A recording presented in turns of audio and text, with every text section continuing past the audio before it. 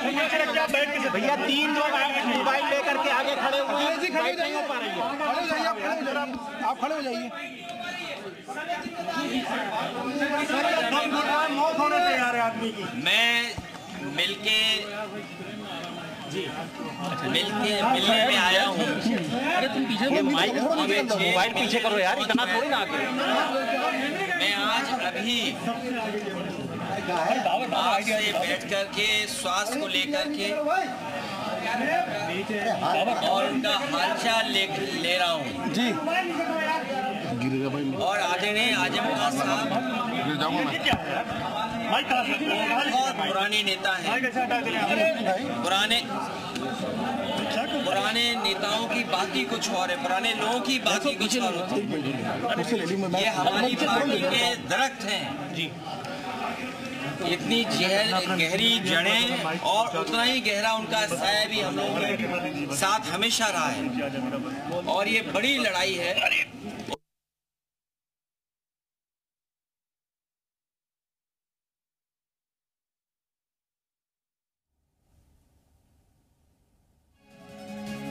इतिहास में पता नहीं भारतीय जनता पार्टी कौन सा जीनियस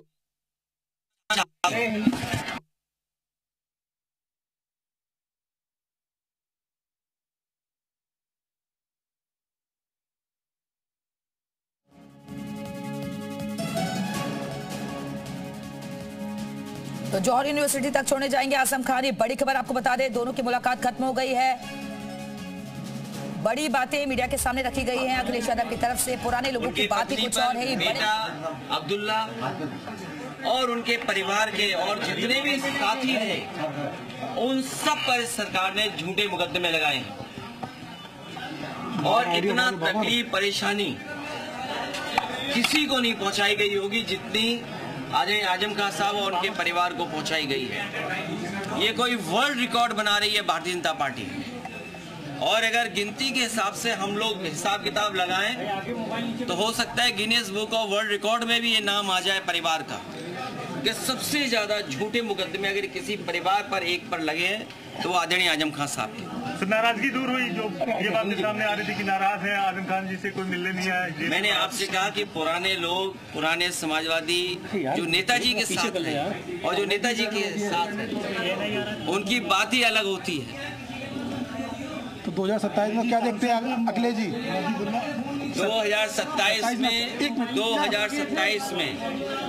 2027 में सरकार बनने जा रही है और पीढ़ी की आवाज बुलंद होगी कि कोई कल्पना कर सकता है कि सुप्रीम कोर्ट में जज साहब के ऊपर भी जूता फेंक दिया गया हो या जूता निकाला गया हो। हालांकि वो बात यहाँ करने की नहीं है। आज मैं आदरणीय आजम खान साहब का हालचाल लेने आया था क्योंकि जेल नहीं पहुंच पाया था, इसलिए मैं मिलने आया था। और लगातार हम लोग मिलते भी रहेंगे।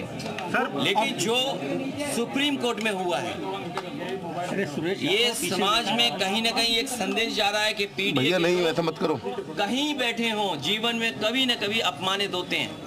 और ये बात मैं पहली बार नहीं कह रहा हूँ, क्या कर रहे हो। एक बार विधानसभा में मैंने ये बात कही कि जो पिछड़े दलित, अल्पसंख्यक, मुसलमान भाई, आदिवासी जो पीड़ित परिवार है वो एक सूत्र में बंधा हुआ है अपनी पीड़ा से, वो अपमानित महसूस करता है और इस सरकार में अपमानित हो रहा है लगातार। सर बरेली जा रहे हैं क्या? वहाँ पे मुलाकात करेंगे जो लोग जो हिंसा हुई, जो घटना हुई? मैं अभी केवल आदरणीय आजम खान साहब से मिलने आया, उनका हालचाल लेने आया। तो गिले शिकवे अब दूर होगा इसका मतलब? जिस तरह से आजम खान साहब आपसे नाराज है काफी। मैंने आपसे कहा कि आदरणीय आजम खान साहब हमारे पुराने नहीं, ये आपको सूचना मिली कहाँ से? ये आपकी सूचना है?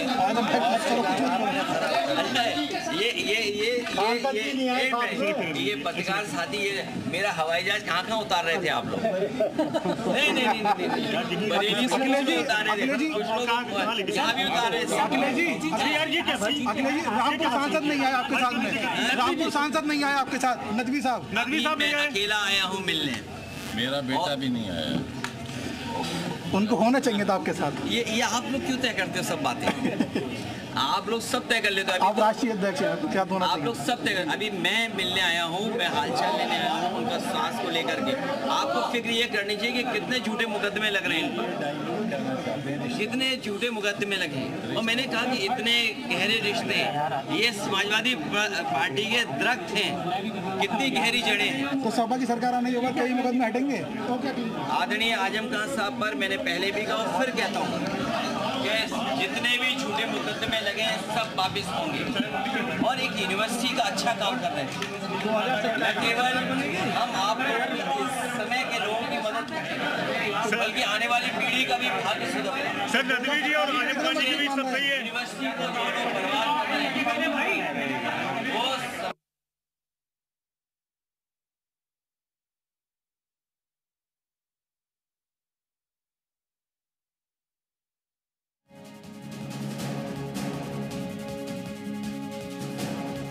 आगे होगी और पॉलिटिकल पार्टी पीछे दिखाई देगी।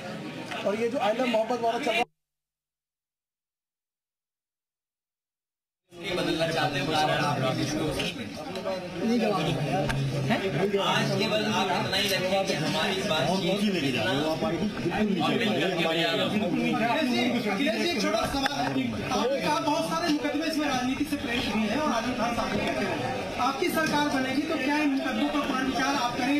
न केवल आदरणीय आजम खान साहब के और मोबाइल नीचे ऐसे हैं। आपने प्रेस में भी बहुत सारे लोग हैं दिख नहीं रहा नहीं, इसमें बहुत सारे प्रेस के लोग हैं जिन पर झूठे मुकदमे हैं। ये दिल्ली से आए हैं, ये जानते हैं कितने शादी में झूठे मुकदमे हैं। क्या ये शादियों वाले मुकदमे वापस होंगे? साथ देते मुकदमे नहीं होंगे, वो भी वापस होंगे और तुम्हारा स्वास्थ्य का भी ध्यान रखा जाएगा। ठीक है।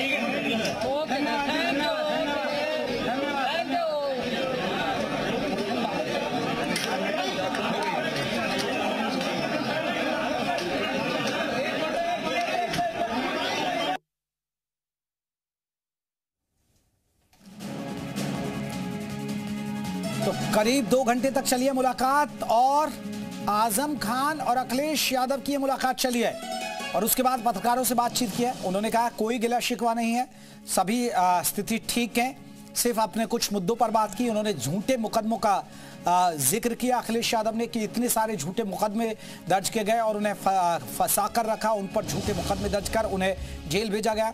हमारी सरकार बनने के बाद केस वापस होंगे, उन्होंने ये बात कहा, सारे झूठे केस वापस लिए जाएंगे, अखिलेश यादव ने ये कहा है। आजम खान से हमारे रिश्ते गहरे हैं, हमारी सरकार बनने के बाद सभी केस वापस होंगे।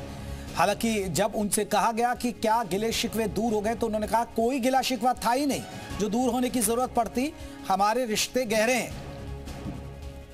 बड़ी खबर, बड़ी जानकारी दर्शकों को बता दें, आजम खान और अखिलेश यादव की मुलाकात हुई, उसके बाद पत्रकारों से मुखातिब हुए अखिलेश यादव और आजम खान। हालांकि ये बात सामने आई कि दोनों की एक बंद कमरे में मुलाकात हुई, ना तो आजम खान के बेटा थे ना वहां के रामपुर के सांसद भी, क्योंकि माना यह जा रहा था कि खुद आजम खान ने यह कहा था कि वो अकेले मिलेंगे, इंसाफ की लड़ाई सुप्रीम कोर्ट तक लड़ेंगे। उन्होंने इस बात का जिक्र किया, पीडीए परिवार और मजबूत होगा, पीडीए परिवार एक सूत्र में बंधा हुआ है, 2027 में सरकार बनाने जा रहे हैं। अखिलेश यादव ने कहा कि 2027 में सरकार बनाने जा रहे हैं। यह महत्वपूर्ण इसलिए भी थी ये मुलाकात क्योंकि आजम खान माना जा रहा था कि वो नाराज चल रहे हैं अखिलेश यादव से, क्योंकि जेल में उनसे कोई बड़ा लीडर मिलने नहीं पहुंचा, अखिलेश यादव कभी मिले नहीं। परिवार ने भी ये दुख और दर्द बयां किया था, नाराजगी की खबरें थी और आजम खान की खबरें ये थी कि वो बीएसपी में जा सकते, इस तरह की खबरें आती थी। बीएसपी के लोग उनका स्वागत करने के लिए तैयार बैठे थे, कई बड़े लीडर